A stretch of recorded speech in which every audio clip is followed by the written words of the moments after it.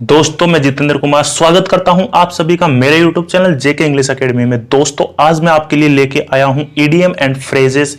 EDM और phrases वैसे ही होते हैं जैसे हिंदी में जो है लोकोक्ति और मुहावरे होते हैं। ईडीएम और फ्रेजेस इंग्लिश में याद करना बहुत डिफिकल्ट होता है। तो दोस्तों मैं ईडीएम और फ्रेजेस के लिए जो है बहुत ही शानदार ट्रिक लेके आया हूं। इन ट्रिक के माध्यम से आप एक तो तुरंत समझ पाओगे और एक लंबे समय तक याद कर पाओगे।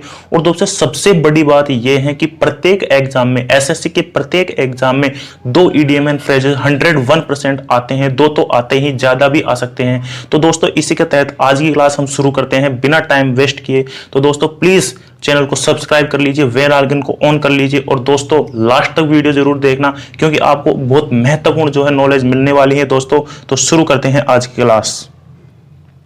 दोस्तों हमारा जो पहला जो हमारा ईडीएम है वो ये है, a hard nut to crack. दोस्तों हार्ड का मतलब होता है सख्त, क्रैक का मतलब होता है दोस्तों तोड़ना।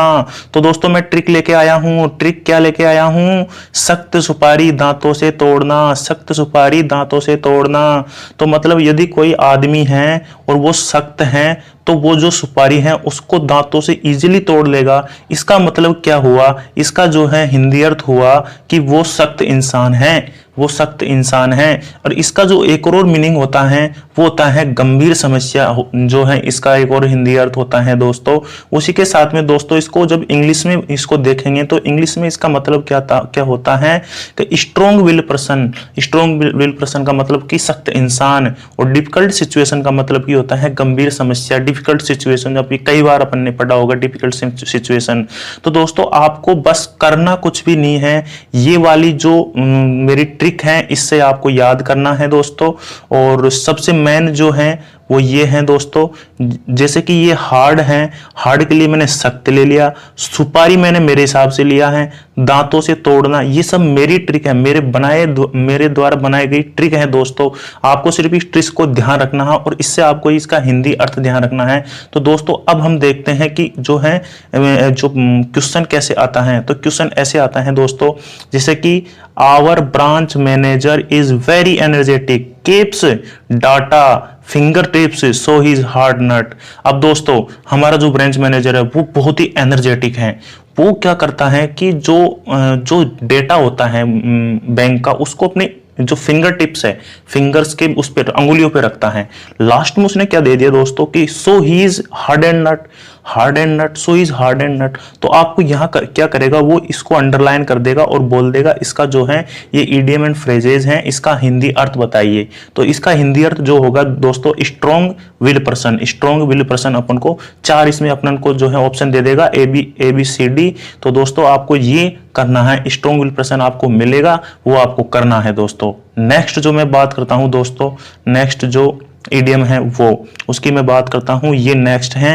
नेक्स्ट क्या है? Once in blue moon. दोस्तों मैंने इसकी ट्रिक नहीं बनाई है क्योंकि बहुत सिंपल है इसको याद करना। इसको सिंपल याद करना इस वजह से सिंपल है क्योंकि दोस्तों ये वंस यानी कि होता है कभी कभी। अब जो है ब्लू होता है नीला और मून होता है चंद्रमा। तो दोस्तों ये जो चंद्रमा है ये क्या है कि ब्लू बहुत कम स्थिति में दिखाई देता है, मतलब बहुत कम चांस होते हैं, कभी कभी ही दिखाई देता है, आंखों का तारा हो जाता है एक तरीके से। तो दोस्तों फिर क्या है कि इसका जो अर्थ है वो होता है कभी कभी दिखाई देना। दोस्तों फिर एक एग्जाम्पल कैसे लिया है इसने, एज यू स्टे एब्रोड, जब तुम एब्रोड में रहते हो, how frequently do you meet your family, तुम जो है कितनी फ्रिक्वेंटली तुम अपनी फैमिली से मिलते हो। तो दोस्तों इसका अर्थ होता है कि once in blue moon, once in blue moon, ये इसका ईडीएम एंड फ्रेज हो जाता है दोस्तों। अब नेक्स्ट हम बात करेंगे दोस्तों, बहुत ही शानदार जो है ईडीएम्स है। बहुत शानदार ईडीएम्स ये से हैं कि भाई एट आ रहा है, उसके बाद में वंस आ रहा है, फिर बैक आ रहा है, फिर कॉल आ रहा है। दोस्तों मतलब बैक का मतलब तो पीछे मुड़ना हो गया, कॉल का मतलब कि कॉल करना या समझना हो गया। अब मैंने इसकी ट्रिक जो बनाई है, ये जो ट्रिक है ये कैसे मैंने बनाई है, देखो किसी एक इंसान की कही बात को पीछे से सुनना, मतलब बैक यानी पीछे से सुनना और मुड़कर अमल करना, मुड़कर अमल करना। यदि कोई भी व्यक्ति है वो जो है पीछे से इस तरीके से इस बात को सुन लेता है और उस पर अमल कर लेता है और उसको लगता है कि ये बात सही है, ये बात सही है, और वो अपने आप में नियंत्रण कर लेता है दोस्तों, तो उसका मतलब क्या होता है, इसका हिंदी अर्थ जो होता है वो होता है नियंत्रण में होना या फिर आज्ञाकारी होना। अब दोस्तों इसका इंग्लिश जो अर्थ है वो है अंडर समवन डोमिनेशन। तो अंडर समवन डोमिनेशन मतलब किसी के नियंत्रण में होना। बस इसका इंग्लिश जो अर्थ है वो ये है, अंडर समवन डोमिनेशन। ठीक है दोस्तों, मैं आशा करता हूं कि आपको समझ में आ रहा होगा। तो दोस्तों नेक्स्ट मैं करता हूं एक एग्जाम्पल। मैंने यहां पर लिया, एग्जाम्पल क्या है कि do you follow your senior instruction. क्या तुम तुम्हारे जो सीनियर हैं उनके इंस्ट्रक्शन को फॉलो करते हो, आज्ञा उनके इंस्ट्रक्शन की आज्ञा करते हो। तो ये ऐसे बोल रहा है, आंसर में क्या बोल रहा है, I am at one's beck and call. मतलब इसने ईडियम और फ्रेजेस का यूज कर लिया। यहाँ पर इसने सिंपली नहीं किया कि आई एम फॉलोइंग, जो भी है मैं फॉलो करता हूँ उसके इंस्ट्रक्शन को। इसने डायरेक्ट एक ईडियम एंड फ्रेजेस यहाँ पर यूज ले लिया। अब ये ईडियम एंड फ्रेजेस यूज में लिया, इसका मतलब भी हो गया कि ये मतलब फॉलो करता है, क्योंकि एक आज्ञाकारी, ये आज्ञाकारी है। आज्ञाकारी है तो मतलब फॉलो करेगा, सीधी सी बात है। अब दोस्तों नेक्स्ट जो है वो मैं आपको बताने जा रहा हूं। दोस्तों नेक्स्ट अपना जो ईडियम है वो है एक acid test. An acid test, अरे एसिड टेस्ट क्या होता है? इस एसिड टेस्ट का आप हिंदी अर्थ कैसे बनाओगे? और आपको तो वहां पर इंग्लिश में देखना है। ये देखो ये इंग्लिश में, वहां पर जो है 4 ऑप्शन में से एक ऑप्शन चुनना है आपको। तो एसिड टेस्ट और उसका जो हिंदी में उसका जो मीनिंग है वो क्या आ रहा है, क्रिटिकल एनालिसिस, सीरियस इंस्पेक्शन। तो अब इसको कैसे याद करना है आपको? इसको आपको याद करना है ऐसे। मैंने ट्रिक क्या बनाई है, देखो एसिड टेस्ट में डालकर परीक्षण किया गया तो पता चल जाएगा कि कौन कितना पानी में है। मतलब एसिड टेस्ट में परीक्षण किया तो पता चल जाएगा कौन कितना पानी में है।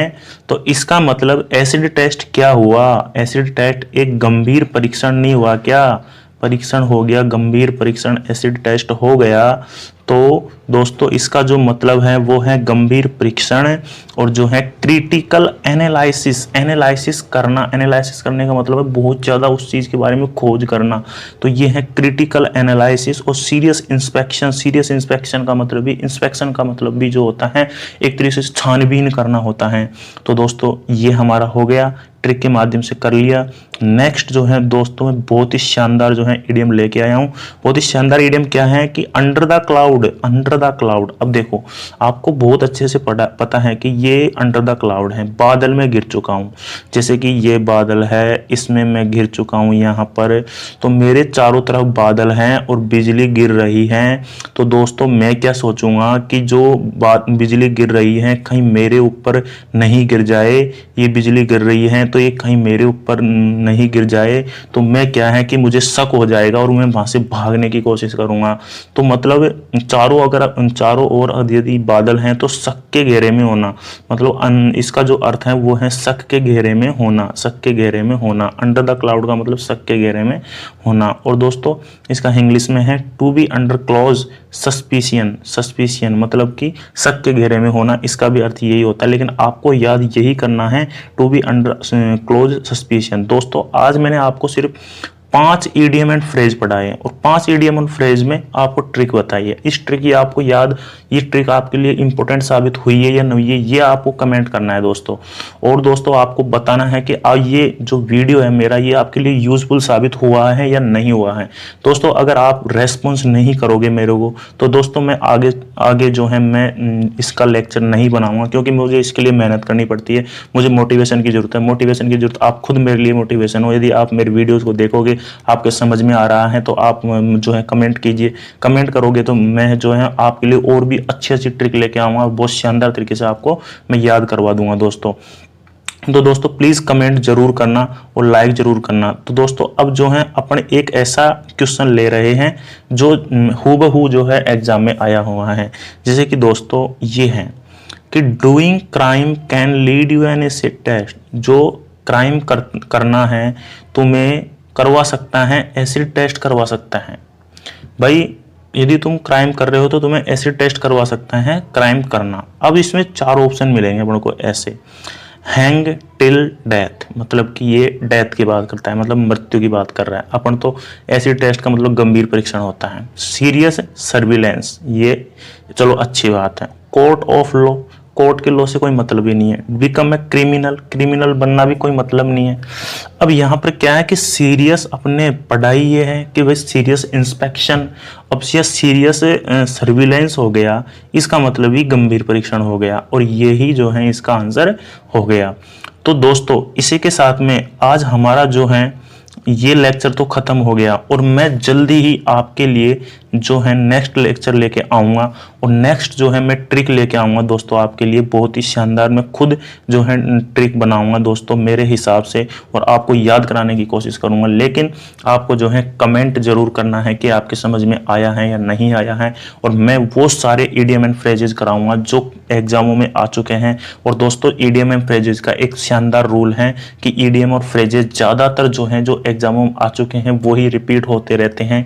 ये इसकी खासियत है, क्योंकि ज़्यादा ईडियम एंड फ्रेजेस भी स्टूडेंट को याद नहीं रहते, क्योंकि ये इनका थोड़ा डिफिकल्ट पड़ता है।